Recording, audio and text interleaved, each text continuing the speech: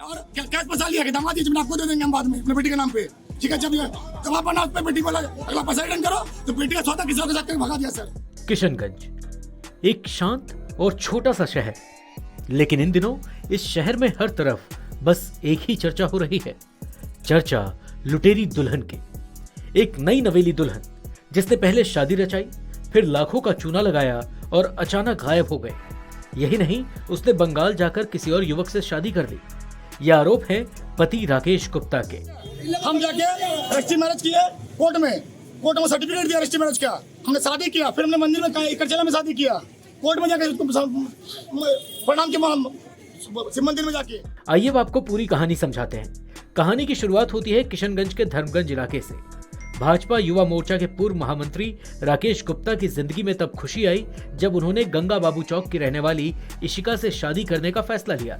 राकेश और इशिका ने कोर्ट में शादी की, फिर मंदिर में पूरे रीति रिवाजों के साथ फेरे लिए।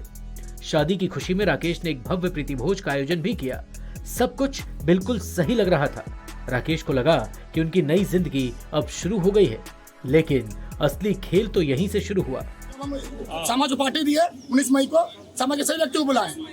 10 मई को हम पार्टी सभी व्यक्ति आए, अटेंड किए मेरा पार्टी। उसका हम अपना बीवी को ले जाना चाह रहे घर, ये लोग ले आने नहीं दिया। बोला तुम्हारा टीना घर है, पहले घर बनाओ तब मेरे बेटी को हम विदा करेंगे। अपने बेटी को अपने घर लेके आया, लेके रखता था। शादी के बाद एक दिन भी नहीं गया घर आने कर दी थी मेरा, लेकिन रुकने नहीं देता रात में। शादी के बाद से ही इशिका के परिवार वालों का रवैया अजीब था। राकेश बताते हैं कि उनकी पत्नी को ससुराल वाले शादी के बाद उनके घर रात में रुकने नहीं देते थे। कुछ दिनों तक ऐसा चला, लेकिन एक दिन राकेश को पता चला कि उनकी पत्नी इशिका घर से गायब हो गई है। जब राकेश ने मामले की तह तक जाने की कोशिश की तो उनके होश उड़ गए। और कैश फंसा लिया कि दामाद जी जमीन आपको दे देंगे हम बाद में अपने बेटी के नाम पे।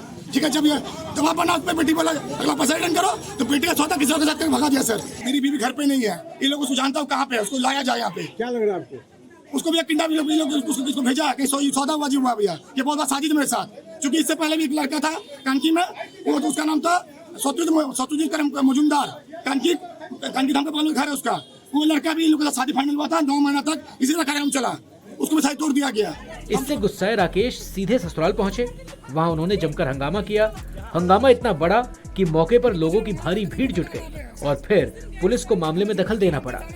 हम पे सामने झूठा आरोप लगाया जा रहा है कि हम पुलिस वाला दर्ज मांगते थे, बोले 1 टका नहीं। पति का आरोप है कि पत्नी और उसके ससुराल वालों ने साजिश के तहत उन्हें धोखा दिया और बंगाल में किसी दूसरे युवक से शादी रचा ली है। शादी के बाद पत्नी ने अपने माता पिता की मदद के नाम पर राकेश से लाखों रुपए भी ऐंठ लिए।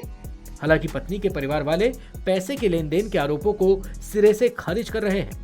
ये बात कुछ नहीं, अचानक हमको बोली एक दिन फोन करके कि मेरा माता पिता तुमको ATM कार्ड समझ लिया है, तुमसे पैसा डिमांड कर रहा है, हमको टॉर्चर हो रहा है घर में, हम परेशान हैं। अचानक कितना पैसा दिया? हाँ, हम भैया इनके बहुत पैसा दिए भैया। कैसे दिया? अकाउंट से भी दिया, कैश भी दिए भैया। क्यों भैया? मेरी पत्नी बोलती थी कि पिताजी को पैसा चाहिए तो तुम दे दो। ठीक है, सोनापुर रेस्टोरेंट जमीन खरीदा, उस जमीन मालिक को बोला कर्ज बोल के दो, रिटर्न कर देंगे। मैं पिताजी सोनापुर में 3 कट्ठा जमीन खरीदा लिया हमसे। पैसा लिया है उनसे, क्या कहें? सब झूठ है सर, ये सब झूठ है सर, सब झूठ आरोप लगा रहा है हमको। कहाँ बच्ची कहाँ चली? हम लोग को कुछ खबर नहीं है सर, कुछ पता नहीं हम लोग को। शिकायत की है इसका? हाँ, शिकायत दर्ज की है। लेकिन ये पहला मामला नहीं था। राकेश को पता चला कि इशिका का परिवार पहले भी एक युवक को इसी तरह 9 महीने तक ठग चुका है। इधर सोशल मीडिया पर एक तस्वीर भी वायरल हो रही है जिसमें इशिका किसी दूसरे युवक के साथ शादी के जोड़े में नजर आ रही है। इस घटना ने पूरे किशनगंज में हलचल मचा दी है। हर गली, हर चौक चौराहे पर बस एक ही चर्चा है, लुटेरी दुल्हन। राकेश न्याय की मांग कर रहे हैं। उनका कहना है कि उन्होंने अपनी जिंदगी की कमाई गंवा दी और अब उन्हें इंसाफ चाहिए।